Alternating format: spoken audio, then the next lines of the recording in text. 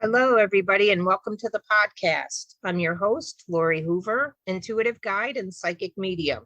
Together, let's wake the fuck up. Today's guest is a best-selling author, professional coach, and founder of I Spark Change. He teaches individuals how to expand their social impact and spread positive change around the world. My guest wasn't always interested in helping others on a global scale, despite being pushed repeatedly in that direction by a near-death experience, family tragedies, and deaths.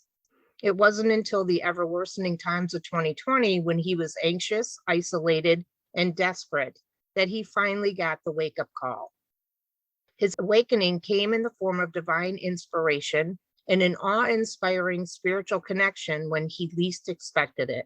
He went from isolated and hopeless to writing a best-selling book entitled 12 Hours of Heaven, Lessons for a Better World in under 3 months, while envisioning and creating an incredible future.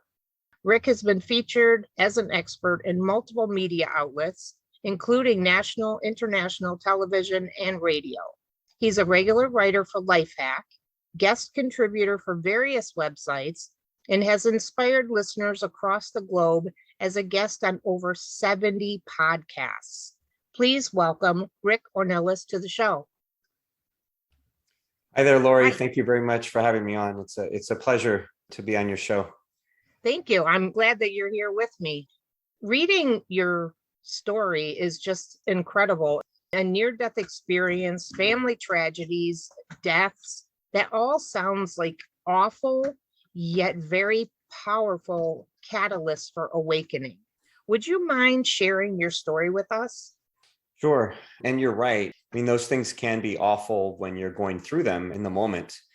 And it's not till later when you can go back and reflect and see what you've learned and how you've grown because of them. And, I'm a firm believer that out of our struggles, we get strength. And I didn't always think that. So it took me a while to get to that point, but I'll kind of start in 2020 and then I'll rewind backwards. So I'm a big proponent of family. I have 3 daughters who are now grown, and my wife of 26 years, and family is really my everything. And that was always ingrained in me from a young age from my parents. And I grew up with 4 older sisters, and it was very, family was always the most important thing for us, family and our faith and love. And I didn't always realize that. Didn't always realize the significance of it. And it took, some of these tragedies and experiences to realize that, because I got married real young. I got married to my wife real young, and we started raising a family soon after. And when I had 2 daughters, about 21 years ago, we were living in Southern California, where we're both from. And we had gone down to a couple hours south of where we lived, to Los Angeles, to a birthday party, to some children's birthday party. And we were driving back home on a Sunday afternoon from this party. And I had my daughters were 1 and 4 in the car. They were in the back seat. They were sleeping. It'd been a long day. They were tired. They're playing in the bounce house and all that stuff. And they were just coming back. And as we're driving along the road, it starts to rain just out of nowhere. And like the saying goes, it doesn't really rain in Southern California. Well, it doesn't really rain in Southern California. I mean, I'd lived there my whole life to that point. And it started pouring just crazy, crazy rain to where you couldn't even really see the road. The wipers couldn't clear the water, and cars were pulling over. And we kind of contemplated pulling over, but it was getting late and it was going to be dark soon. And we were worried that it would be worse. And as I said, it was a Sunday, late afternoon. The kids had school, we had to work the next day. We wanted to get them home to bed. We were still a couple hours away. So we decided to just continue on slowly. And maybe there was some, young arrogance in that, in thinking that I was invincible, as I often did when I was that age, as a young man. But we continue on, and we're cruising along in the slow lane of the freeway. not going super fast. I mean, maybe in hindsight, probably faster than I should, but not really that fast. And I hit a large puddle and I lose control of the vehicle, and we start spinning out of control, just spinning. And we spin across 4 lanes to the left, and we're about to hit the center divider. And I just remember screaming, and my wife is screaming, and I'm trying to steer and control the car, and to no avail of steering. But for some reason, just probably inches away from hitting the center divider, we don't hit the center divider, and we start spinning the other direction. And we completely spin across the 4 lanes the other way. We go off the shoulder, up a dirt embankment, and we hit a brick wall that was on the side of the freeway, and we flip over and we land back on the wheels of the car. And the windshield is shattered, and the roof is smashed down to about eye level, and the right side is all shattered, and the car is filled with glass and dirt, and our things are everywhere. And my kids had woken up and they were crying, but I checked them and they're okay. There's no cuts, nobody's cut from all the glass, and nobody has any type of obvious injuries. And my wife says she's okay. Her shoulder was a little sore from banging in, because we had impacted on that side with the wall, but she seems okay. And we crawl out of my door. We're able to get out of my door and get the kids out. And it's still pouring down rain. And we make our way to the side there of the road. And this elderly couple had pulled over. They had witnessed the whole thing. And the lady grabs this big blanket and wraps it around my wife, who is sitting on the ground in the rain, just hugging my daughters and crying and thanking God that they're okay. And I'm, kind of looking at the car and talking to the gentleman, and he tells me that that's the most incredible thing he had ever witnessed in his life. And as I said, he was an old gentleman, and he was at least, in his 70s. And he tells me that he thought for sure that we were killed, or, at least injured, or seriously injured. And we, I kind of contemplated, I'm like, well, is it really that bad? I mean, we're not hurt, is it really all that bad? And we managed to, or we get taken away in an ambulance, and they check us out, and the car is towed away. And it wasn't until the next day when and the kids were fine, we go to the hospital and everything's all fine, not a scratch. And it wasn't until the next day when I went down to the impound yard to get our things out that we had in the trunk, and get things out of the vehicle because it was totaled. And my car, my black Grand Prix, was sitting on a flatbed right in front of the office. And so I look at it and I say, wow, it looks, worse than I had remembered from just the previous day. And then I go inside and I speak to the attendant there, and I tell him that I'm there to pick up my things. And he asked which car, and I tell him the black Grand Prix on the flatbed. And he looks me square in the face and he said, "That's not your car." And I said, "Yeah, that's my car." And he says, "No, whoever was driving that is dead, or and I was like, "Excuse me?" And he says, "I've been doing this for years, and I can always tell what happened to the driver by the look of the car. And that person is, was killed, or was for sure in the hospital." And I proceed to convince him that it's my car, and he, continues to tell me, "Wow, well, you're pretty lucky." And, then I tell him my family was in there, and he's like, "You're pretty, you guys are really lucky." And I realized over, the coming weeks and months that something really special had happened, and that, we were being given a gift, the gift of life that, maybe we shouldn't have. And that was really a big change for me, in my story, Lori, because that's where I really realized that the importance of family and faith, all those things that my parents had ingrained in my head that I wasn't getting through, or at least was not, fulfilling to that point. That's where I realized how important those were, and wanted to live better than I had been. Wow. I'll tell you, Rick, that is a hell of a way to have to connect those dots, you know? Wow. Yes, yeah, it is. It's interesting that was, yeah, I definitely needed to wake the F up when and, you know, and I think sometimes for me, at least the way I look at it is that when if God's trying to send you a message and you're not listening, then he'll turn the volume up and maybe give you different reminders. And I needed, a major accident where I nearly killed my family and thankfully they were all okay, but to wake up and it wasn't even that. It was, yes, I woke up in many ways. I woke up in many ways, Lori, but still not completely awake. It's still not completely awake because it took 20 more years of life and kind of going about, daily life before I realized in 2020 that I was not living to my purpose and that I wasn't living the life that I was supposed to.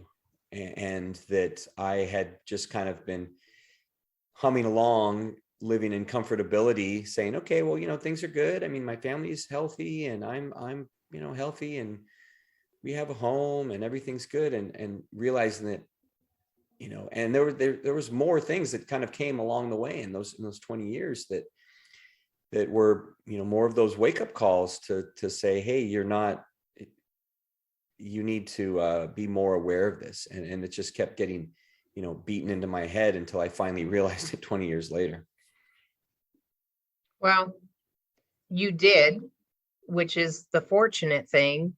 And from my own experience, knowing I just started this in February at 56 years old, so it's never too late to be put on your right path. And I know 1,000% about the volume being turned up when you're not listening. I mean, quite literally, I fought doing this very thing for 14 months. I fought it. I was like, no, I'm not. Especially once I received the name, I was a little overwhelmed by that, but It's a great name, by the way. it certainly gets attention. Yeah. And I guess that's what it's all about, connecting with the right audience. But being able to connect with people like you and tell these stories, because it looks so different for each and every one of us, the way that we get to that point, that awakening point. It is different for every one of us, but it's just, for me, proof that no matter what that looks like, you can still get there, and you can get there at any point in your life. Yeah. Yeah. It's so true. It's so true. And I'd say, speaking to that, Lori, there were probably times where I did get there, where I'd go there for brief periods of time, like after the accident, where I went there over a span of a couple months, really reflected and realized, okay, I need to do better. And I wrote what I called a to-do list for every day. It was a list of 12 things of ways that I wanted to live my life by. Be grateful, being present with the ones I love, treating others with respect. I mean, simple things that I wrote and that I tried to follow. And I think I've done a decent job, over the years since then of living by those rules, or rules or tenets, whatever you want to call them. But still, I would have to get reminders. Still, reminders would come along the way. And I think it's that way for all of us, really. But I'd kind of get on track and then I drift, and then you drift off track, and then you realize that, wow, you're like hundreds of miles or dozens or hundreds or thousands of miles away from where you should be. And then you have to get back on track, because that drift happens ever so slightly, and then you don't realize it until it's too late, or not too late, but until you've gone far off course is my point. You drive 1 degree in the off course, and then all of a sudden 200 miles down the road and you're 150 miles west instead of north. And I think that's what happened to me a lot with different situations, whether it was, after that accident, or, my sister's death, or my father's death, or just different things that happened through life. Those were those reminders to get back on track. Yeah. And it's never too late to course correct either. you lost your sister, you lost your father. Are these additionally the tragedies and deaths that you were referring to? Yes, they are. They are, because I know I've been shaped by those, and as you said, connecting those dots, looking back. It was not long after that accident, just a few years after that accident, when my sister Linda, when she committed suicide, and that was, she had suffered with bipolar, and had been kind of in and out of the hospital, and for years, and but she was doing well at the time. I mean, she was married. She had two very young kids. I mean, just months and about it, just months and a year and a half, and they were very little. And she ended up going back in the hospital and then getting out prematurely, and then taking her own life. And that was a big wake up call for me, because again, going back to the importance of family, and to lose a sibling, and then to see my brother-in-law and my niece and nephew alone. I mean, that was really tough. And I mean, they're doing great. They've been doing great ever since. My brother-in-law's done a phenomenal job, and both my niece and nephew are both in universities with scholarships right now, and they're living phenomenal lives. And I wouldn't necessarily have thought that when all that happened, but that that effect of her, it just affected us all in so many different ways. Myself and my sisters, and my mom probably most of all, and still does, to this day. And I think in many ways, it's the those things happen for whatever reason that they happen. The ones that are left behind are the ones that that tragedy, they get some growth out of it, they get some strength out of it, they get some benefits out of it. And so I think we're all better for it, better off as a result of what happened. Not that I wouldn't want that to have not happened, but but we're all better because of it. We've all grown because of it and are stronger. And then the same thing would go for my father. My father passed away in 2019 at the age of 96, and he had lived a long life and was doing well. He lived on his own in a senior building and was doing well. And it wasn't until a fall that he had to go in the hospital, and then kind of went downhill quick in the span of just a couple months. But that was tough because despite him being so old, I mean, he was healthy, relatively speaking. He was healthy, and his mind was sharp, and we had gotten really close over like those last 20 years of his life, because he had struggled with alcoholism and different different things when we were younger, and my parents divorced, and lots of issues that that I was probably upset at him for. But with in those last 20 or 25 years, that's where we really became close. I think it's because that's where he saw me growing as a father, and seeing himself in me and everything, and teaching me all those lessons that a father should know. And that really helped to shape me to be who I am as well. Oh, for sure. I know so many people have been touched by suicide. I personally have experienced, I've lost friends and loved ones in that manner ×8. Oh which my is, gosh. yeah, Oh, it's crazy. But I agree with you in that you really do get an enormous amount of growth from that.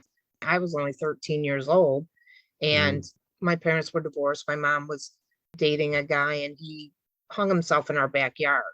And so oh, that was a big catalyst for me as well. So I can completely relate to that, and how it can absolutely shift and change the course of your life. yeah. And not everybody pays attention, though. Not everybody answers that call, or they fight it.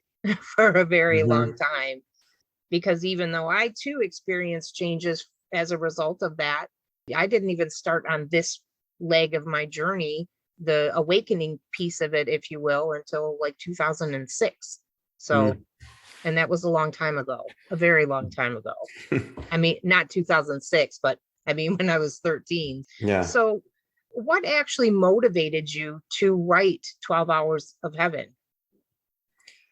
Well, it's two parts, Lori. There's two components to that. The first goes all the way back to the accident and that reflection period that I was going through afterward, because I was in sales, so I had to drive a lot.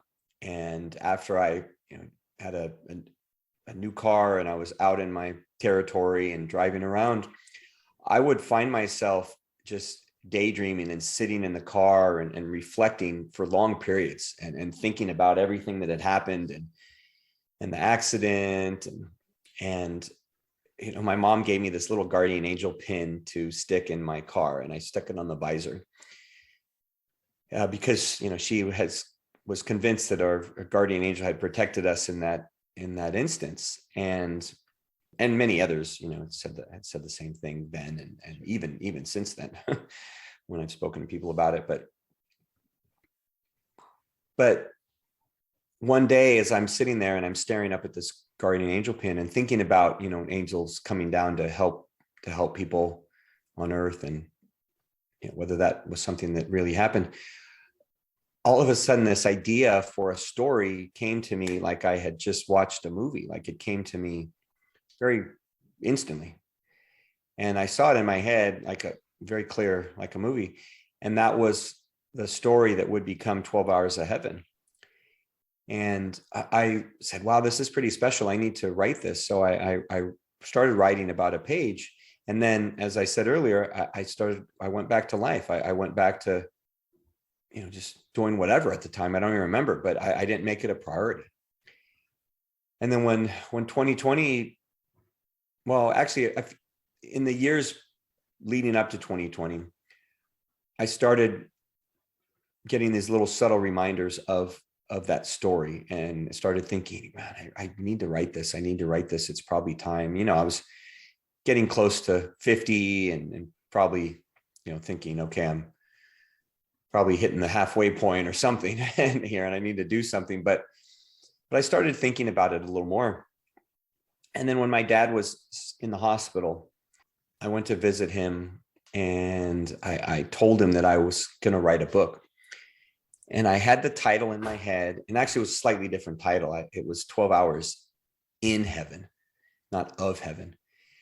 And I told him the story, and I told him the title. And my dad was an avid reader when he was, younger, for many years, up until, he got pretty old. He would read, novels like in a week. And he's like, well, I love the story. The title's off because they're not in heaven, they're not technically in heaven. So I said, okay, so I'll change it to 12 Hours of Heaven. And so he was the source of, adapting the title. But when I told him I was going to write that, he got so excited that he wanted to tell someone right away. So he called my sister, and I don't think she answered. And then he pressed the call button so he could tell the nurse, and just so he could tell somebody, because he was so excited that his son was going to write a book. And so I knew I had to write it. And then when he passed a couple months later in July, end of July, I thought about it, but I wasn't in a place to write it. And then when March hit of 2020 and we went into quarantine, and all of a sudden I had all this time on my hands. Mm-hmm. And, I had this beautiful gift of time that was always my excuse for not writing. And so I started writing, and I went about it very methodically, just writing 500 to 1,000 words a day. And then all of a sudden, I hit about June, and I started writing at the beginning of April, actually. But all of a sudden, first I wrote a blog about using the time as an opportunity. And then I was like, okay, now you can't put it off any longer. Just start writing the book. And I started writing at the beginning of April. And I hit June, and then all of a sudden, I started getting really spiritually connected, and the writing just started flowing. And I was having dreams and visions and waking up at all hours of the night with creative ideas. And my writing increased to like over 2,000 words in a couple hours. And I thought, wow, how great would it be to finish the book before the anniversary because would have been, and July 25th was going to be the first anniversary of my father's, passing. And I wasn't close when I had this thought, but the writing flourished so much that I ended up finishing the book on July 24th, the day before. And, that was very special. I dedicated the book to him. And I think that the story, getting back to your original question, it's just original idea came 21 years ago, but it took 20 years of life, of experiences, of growth for it to be ready, for me to be ready to write it. And that's when it all came together. And that's the timing was right. I find that so interesting because I received the same kind of way. I called it a divine download, this information, and I just put it out. It's more like a pamphlet, but it's a process, a 15-minute a day process for people. But the whole idea about you got this all those years ago, even before I started this podcast, I was given the title of a different book. It has to do with the podcast. I just love the way that stuff works. And when you're connected and open to receiving that type of inspiration or those messages, how it can just come through.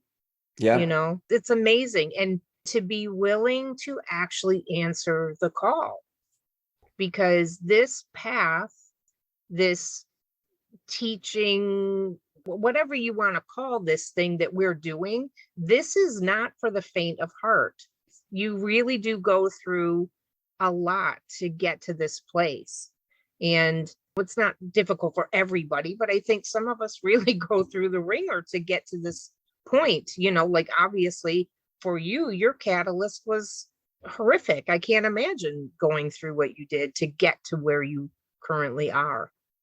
Yeah, thank you. Thank you, Lori. And it's, I think it all just comes down to what you said about being open. And I think that just all those years I wasn't open, or I'd kind of open up and then I'd close right back. I'd open up for short periods of time and then close right back and wasn't allowing myself to fully receive, these gifts or to fully accept them. And through the different tragedies, through the different life experiences, that's where I finally got to a point in 2020 where I could receive them and I was fully open. And now, I mean, a lot of the things that like we're talking about today or that I'll share with others, these aren't things that I would ever talk about with anybody. I mean, even family or close family or very close friends. I mean, it's not something that was just a part of. And now in the past couple of years, my relationships with others have deepened so much and they flourished so much because I'm in that better open space, that state of receiving and giving, giving more so, but also receiving. And in that place, I think the more that we as individuals can get to that place, then the better humanity will be, and the better, the world will be. I agree with that. And I think that it is just being open to being vulnerable and connecting in that way, putting your story out there for people to see who you really are and what you've actually been through. So it makes us just that much more relatable, I think, when we can share those parts of us. And I don't know, for me, it's just showing up authentically. Yeah, it's so true, because it's the stories that, as you said, it's the stories that do relate us to others and the stories that connect us. And that's basically what has connected humanity for millennia is the stories. That's history. That's the Bible. That's all of it. That's what connects us all, are these stories. And so if we're not sharing our own then we're disconnected. And Right. yeah. Right. And to be honest with you, Rick, the premise of this podcast is literally to help people wake up or actually remember the fact that we are all connected to everyone and everything, especially nature. And so that we can then shift the way that we're showing up in the world, because we have been so disconnected. And I think that with the technology, and I do love it because it allows for this type of thing. Where are you? You're in California? Oh, I'm in Texas now. We Oh, Texas relocated. now. Yeah. Okay. But still, I mean, you're in another time zone and everything in another state, and we're able to connect in this way because I'm in Michigan. Hmm. And being able to do this, I had the podcast I just put out on Sunday was with a woman in Spain. And I've had some amazing conversations and everything. So the technology piece, it's good in that it allows us to do these different things and connect on such a broader level. But at the same time, we're walking around like zombies. People are still to this day driving, looking at their phone and stuff like that. We need these types of conversations in order to connect like that. So I Yeah. want to ask you, what exactly is iSpark Change and what's that all about? Well, I thank you for asking, because that's really what's been my passion for the past, almost 2 years. And it's a result of what came out of my writing of 12 Hours of Heaven. So as I was writing, as I told you, I went through that period of intense connection and spirituality and the flood of ideas. And the idea for iSpark Change was born during that time. And it's a theme that's woven throughout the book, of sparking change and making a difference. And iSpark Change is a community of individuals that are spreading positive change and empowering others to elevate their social impact. And what that means is that there's lots of people like you, like myself, like, millions of others that are trying to make the world better in some way, shape, or form. You're trying to improve things for others, to connect us, and to elevate society. But we're all fragmented. We're all disconnected, as we were talked about. The technology as a way of connecting, but also disconnecting us. And iSpark Change is, we've built a community on social media and online, and it's just the early versions of what will become the world's first platform, social media hub, where all of these individuals, all of these entities, all of these nonprofits, organizations, groups are all in one place, where you can learn about them, you can connect with them, you can support them, you can volunteer, you can just be engaged, just much like we're doing right now. But just picture that with 1 billion people in that community, or 1 billion organizations. And yes, you can find out about these organizations. You can do a Google search, but they're all spread out, and it's very disparate and fragmented. And what I'm creating is to have them all in one place. And it doesn't exist. There's not a social media platform that exists like that yet. There's some smaller ones that are doing kind of segments of that, but not in its entirety. And my goal with iSpark Change in the next 5 years is to have that community, up and thriving with 1 billion members in that community. And we're just in the beginning stages of it. Well, that is an absolutely amazing vision that you hold. And I energetically support that 1,000% because it is that way. Like, even for this, Podmatch has been fantastic in connecting people to be able to have these conversations and do these episodes like this. But, I just wanting to connect with people who are out there cleaning up the oceans and taking the plastic and repurposing it and things like that. You have to do a Google search to find the people you want to talk to with regard to that type of thing. So, Podmatch has been really great for that. But to have all these organizations in one place like that, and for them to connect to each other, and then us as individuals to be able to go in and see how we can support them, how we can get involved, that is phenomenal. I love the idea of that. It's amazing.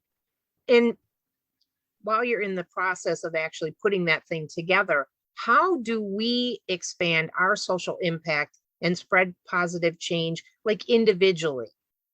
That's a great question and that's probably the number one question that people ask me, Lori, is they want to know how they can do that on a regular basis. And it starts with you doing things like you're doing right now, connecting with others, being positive, sharing your story, and just making a commitment to do those things in everyday life. It's just going out with intent in every day, that as you go out, you go out to the grocery store or you go to the gas station or whatever, that you're going to spread some positivity, that you're going to have a positive impact on others, and that you're not just going to kind of go about and do your own thing. Because that was me for many years, is that I would just go do my thing, not really pay attention to others. And you're not brightening things for others, when every time we interact with someone, we have a chance to brighten their day or diminish it, and to give or to take. And if we choose to give, if we choose to brighten others' day, it can be a smile, it can be reaching out to someone that you haven't spoken to in a long time. And if people go to isparkchange.com, if they sign up to join iSpark Change, which means nothing other than you're committing to spread positive change. And we have a monthly newsletter. I mean, there's not much, but people will receive 25 transformational ways to a better you, which are 25 ways that you can spread positive change. And they're simple. They're simple things that anyone can do, but it's just being intentional about it. Really, it's just making a conscious effort to say, hey, I'm going to, as I go about my day, I'm going to impact others. Yeah, absolutely. And it's funny because I have this sun necklace that I wear every single day, that for me is my reminder to show up that way. And I literally set the intention that anybody that I interact with through the course of anything throughout my day, that I want that person to be in a better state than they were before they interacted with me. That's my intention every day. Perfect. And this sun is my reminder to shine, to be that. Yeah, that's perfect. It's helpful for me to remember, especially when I'm driving somewhere, because, oh my goodness, being on the road, I still get a little. Yeah. So, like I said about the premise of the podcast, trying to help people remember how connected we actually are. With that in mind, and I do ask this question of everybody, but based on your personal experiences and your current areas of expertise, like as a coach and that, what one thing would you recommend to someone to help them wake the fuck up? I would say it would be what we talked about earlier. I would say it would be being open to change, because a lot of us, and I was the same way, as I said, for many years, are resistant to change because we get comfortable.